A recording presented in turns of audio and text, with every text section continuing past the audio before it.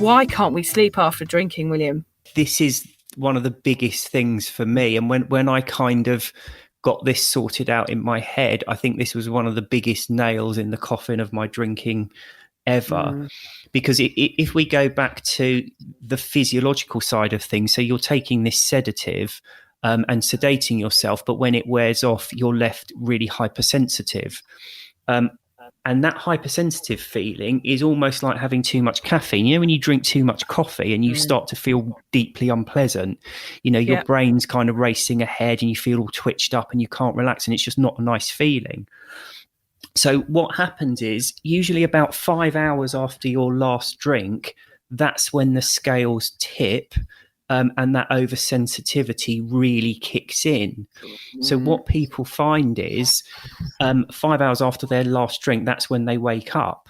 So for most people, that's that 3 or 4 in the morning wake up. Someone said to me once, I don't know what you're talking about. I never get that. And when I spoke to him a bit further, what he was actually doing was drinking till about 1 in the morning.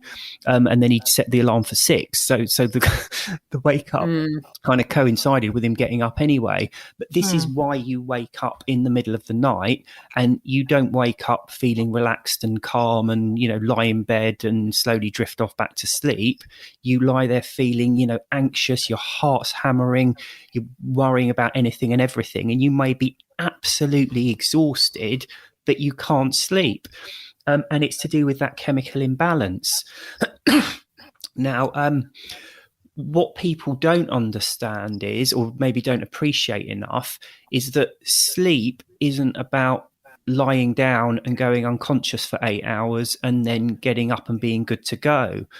We humans go through very specific sleep cycles.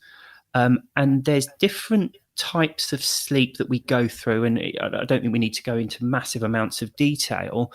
But one of the main differentiating factors between the sleep cycles is how deeply unconscious we are.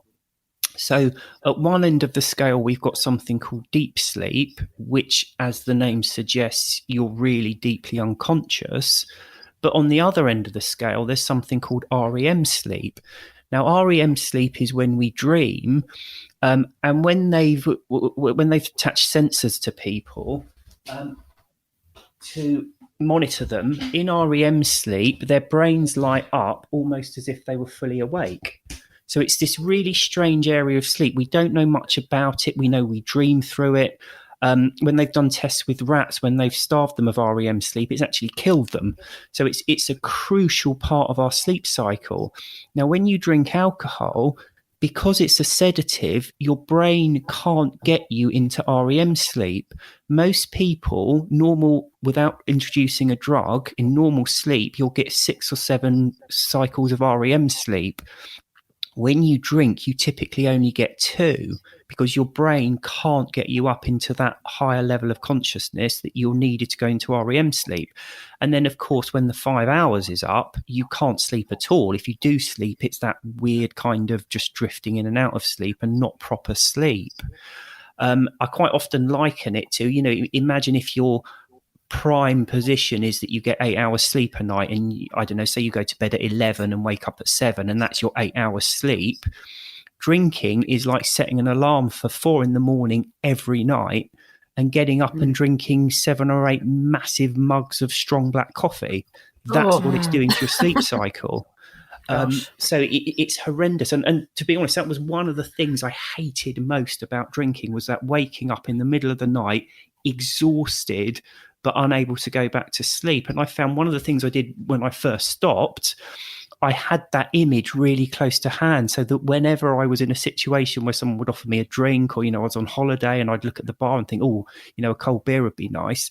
The first thing that would jump into my mind is the thought of waking up at 3, 4 in the morning, and that, that horrible feeling of anxiety and tiredness mixed together.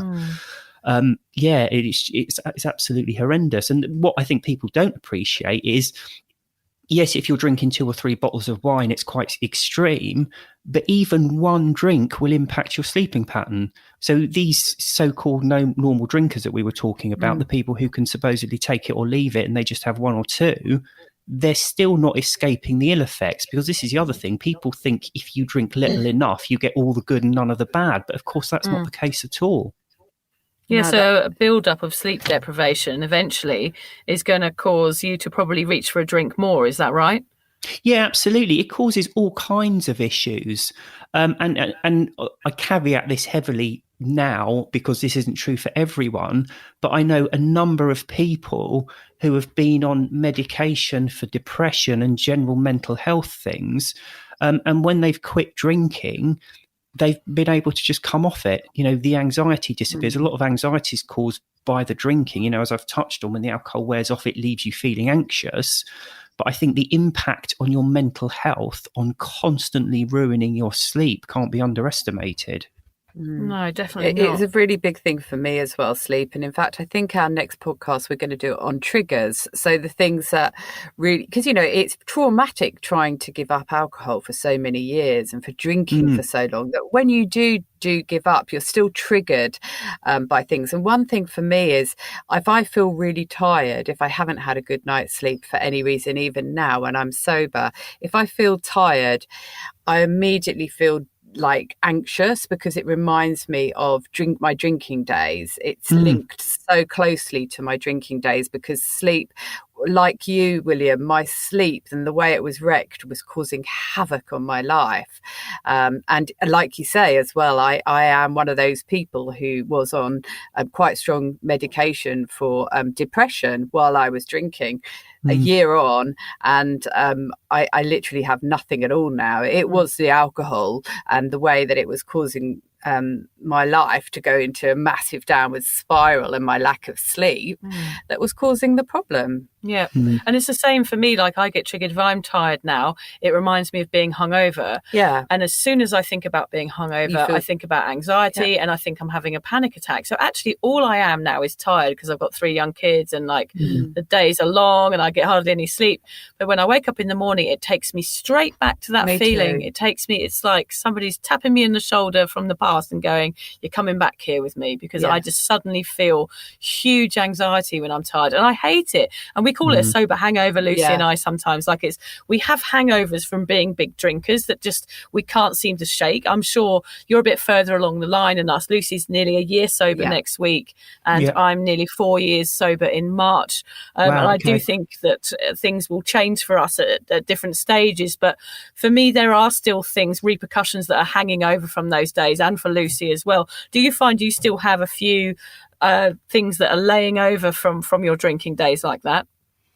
Yeah, so funny enough, and you kind of think like giving up drinking, and when you start doing it, you think it's this horrible penance that you have to go through, and then you start to realise all the benefits to it. And I think then I got to the stage of thinking, getting into the mindset, well, you know what, I genuinely don't want this substance anymore. I'm so much better off without it.